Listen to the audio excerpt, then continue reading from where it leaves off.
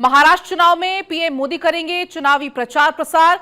PM Modi की 11 रैलियां प्रस्तावित हैं जिनको संबोधित करने वाले हैं और ये रैलियां होंगी 8 से 14 नवंबर के बीच में। करीब 11 रैलियां। गृह मंत्री अमित शाह भी 20 से 22 रैलियां करने वाले हैं। महाराष्ट्र में सीएम योगी के भी कार्यक्रम है और सीएम योगी करीब 18 रैलियां करने वाले हैं। बीजेपी अध्यक्ष जेपी नड्डा भी 11 रैलियां करने वाले हैं। अदिति लगातार हमारे साथ बनी भी हुई हैं। अदिति, हमने देखा था हरियाणा के समय पर भी एंड मोमेंट पर प्रधानमंत्री नरेंद्र मोदी की रैलियां, और कहा जाता है कि पीएम मोदी की रैलियों में वो क्षमता होती है कि एंड मोमेंट पर पूरे समीकरणों को बदल सकते हैं। देखिए, ये तो हमने हरियाणा में भी देखा और कई बार जब चुनाव होते हैं और खासतौर पर विधानसभा के चुनाव और लोकसभा के चुनाव, दोनों की क्षमताएं बहुत अलग होती हैं क्योंकि जाहिर तौर पर दोनों के मुद्दे, दोनों के वोटिंग पैटर्न अलग होते हैं। लेकिन अगर एक चीज भारतीय जनता पार्टी के लिए कॉमन है तो वो है नरेंद्र मोदी का चेहरा।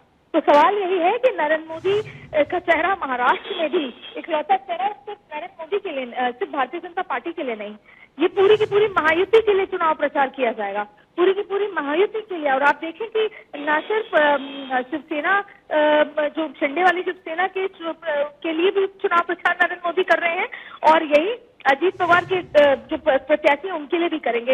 इसलिए नरेंद्र मोदी का चेहरा भारतीय जनता पार्टी के लिए तो जाहिर तौर पे एक ताकत की तरह है ही, लेकिन इस बार पूरी महायुति के लिए है। और महाराष्ट्र में जिस तरह के मुद्दे हैं, मैं खुद जब महाराष्ट्र गई थी, हालांकि अब पीक आने वाला है और उस समय ज्यादा बेहतर तरीके से पता लगेगा, लेकिन अक्सर विधानसभा चुनाव में लोकल मुद्दे तो होते ही हैं, लेकिन इस बार महाराष्ट्र के चुनाव में जो युवा है, जो एक इंटेलेक्चुअल तबका है, उसके अगर मुद्दे समझे तो वो जो विदेश में जिस तरीके से भारत का बदलता स्थान है वो एक बहुत इंपॉर्टेंट लगता है। एक ये इंपॉर्टेंट लगता है कि कौन सी ऐसी नीतियां हैं, कौन सी ऐसी प्रोग्रेसिव नीतियां हैं जो महाराष्ट्र के युवाओं को आगे लेकर जाएंगी।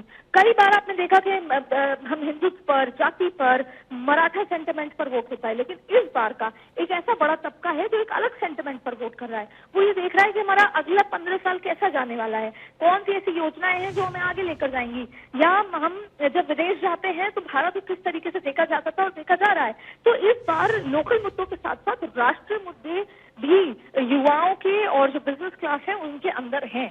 और नरेंद्र मोदी का चेहरा जो महिलाओं को भी पसंद है, महिलाएं भी उनकी बात सुनती हैं, युवा भी सुनते हैं, वो युवाओं के भी आइकन है। और साथ में तो जाहिर तौर पे नरेंद्र मोदी जो ये ताबड़तोड़ रैलियां करने वाले हैं, और फिर उससे खास बात ये होगी कि नरेंद्र मोदी की रैलियों में बोली गई हर बात अपने आप में बहुत महत्व रखेगी, चाहे वो पॉलिटिकल हो, चाहे वो भाषण के लिहाज से हो। और जाहिर तौर पर नरेंद्र मोदी डबल इंजन की सरकार जैसे तमाम बातें पहले भी कह चुके हैं कि जब डबल इंजन की सरकार होगी तो स्टेट का जो उत्थान है वो अलग होता है।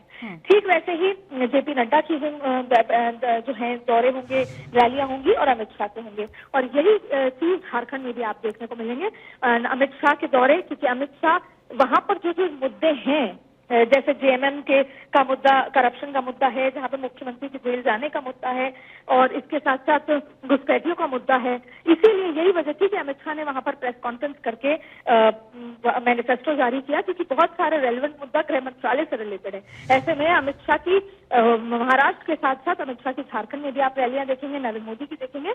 और मैनेजमेंट के लिहाज से पूरी तरीके से खाका तैयार हो गया है चुनाव प्रचार को लेकर, क्योंकि टिकट बढ़ चुका है, बागी बैठ चुके हैं, बड़े से बड़े बागियों को बीजेपी ने बिठा लिया है, और ओवरऑल देखें तो 50 में से 45 बागी बैठ चुके हैं।